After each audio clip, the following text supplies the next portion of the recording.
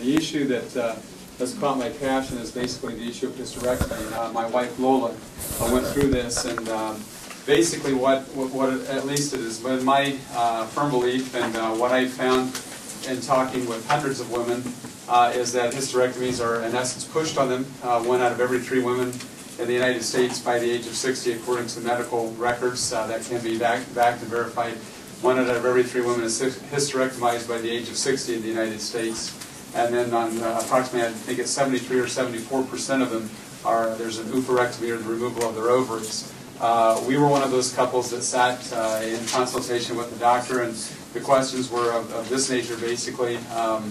Are you through having children? And we were like, well, yeah, we've got 3 children, and but yet that would never be asked of a man. We would never go to a man and say, at age 50, are you through having children? I'd like to thank Representative Borders for introducing the Hysterectomy Informed Consent Bill, and Chairman Brown and the whole committee for listening to our testimony. I'd like to share with you my own experience, which led me to start an international organization, the Hearst Foundation, to educate the public about the alternatives to and consequences of hysterectomy and the development of our most effective educational tool, the video Female Anatomy, the Functions of the Female Organs.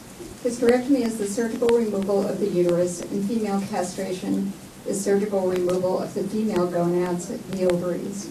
It is a damaging, mutilating surgery that has been accepted as common practice and a rite of passage for women. In the last decade, an average of 620,000 hysterectomies were performed a year, and 73% of women were castrated during the surgery. Every minute of every hour of every day, a woman's hormone-producing reproductive sex organs are removed. There are 22 million women alive in this country who have been hysterectomized, and nearly 3/4 of them have been castrated. As a research assistant, I knew the right questions to ask. I was assured by all 5 gynecologists there were no negative effects of hysterectomy, that I would feel great, better than ever, like a new woman. I asked if the surgery would affect my sex life. I did not know for close to 2 years after the surgery that the answers I was given to my good questions were false. When I developed debilitating bone and joint pain and muscle pain after the surgery, doctor after doctor told me that it had nothing to do with the hysterectomy. I wasn't sure if I was the only woman to experience these serious problems, and I only knew one woman who had had the surgery. She said she felt great. It was the best thing that she ever had done in her whole life, and that sex was better than ever. After the surgery, I told her that I had a total loss of sexual feeling, and she said, "Oh, I didn't want to worry you."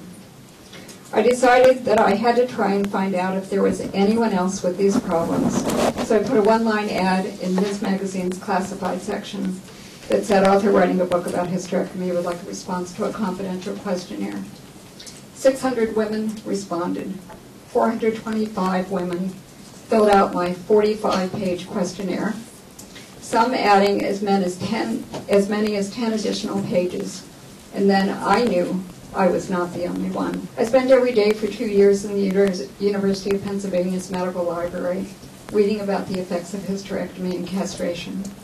On the first day at the library, I found a medical journal article that documented much of what I was experiencing. It was a relief to know that I wasn't losing my mind, that what I was experiencing was well documented in the medical literature.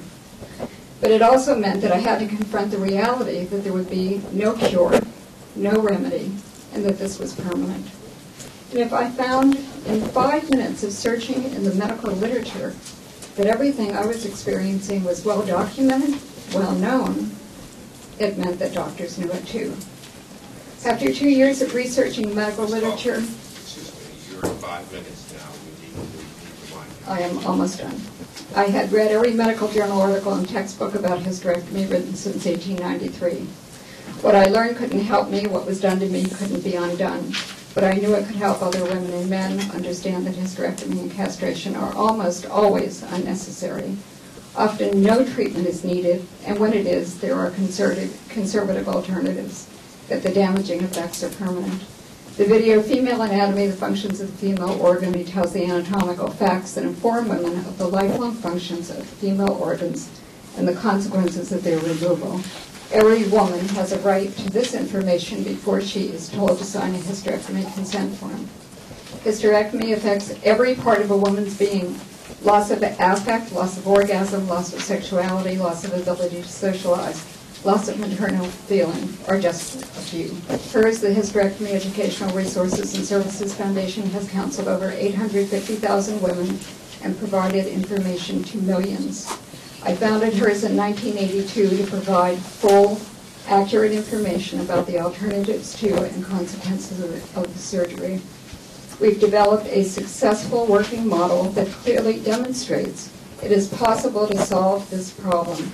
98% of the women counseled by HERS who had been told they needed hysterectomies, in fact, did not need them and did not have them.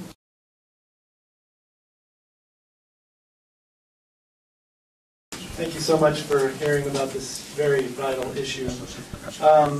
The amazing thing is no one has any idea what this is about until it's too late. The medical community will tell you that they inform all women, but it's not true.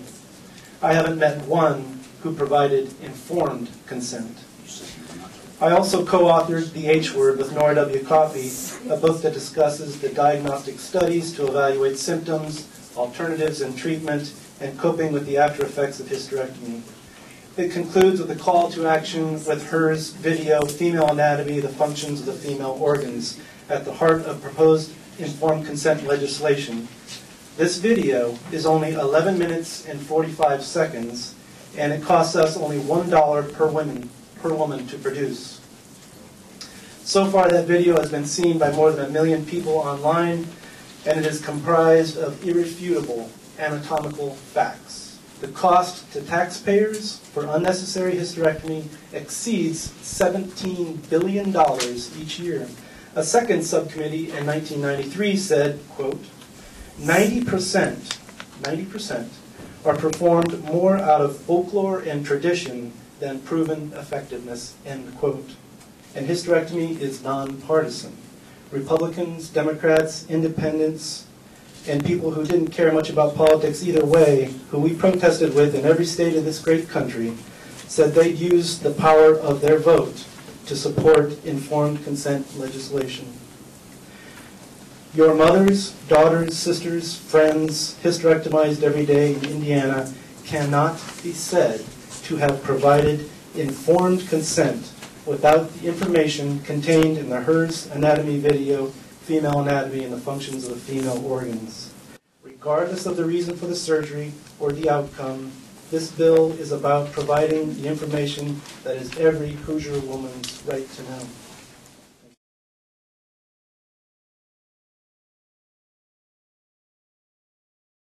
I was one of those husbands who sat with the surgeon and was lied to, as well as was my wife. Chairman Brown and the members of the committee, what's happening is that informed consent truly is not being given, and maybe it's not in other circumstances as well, but without question, there's no doubt in this particular situation, and it does impact the lives of women out there, and we just want them to know the truth, and it's not being given to them. I've not talked to one single woman that was told any of the information about their anatomy and the truth about it. It's just all we've glossed over, so with that I'll stop.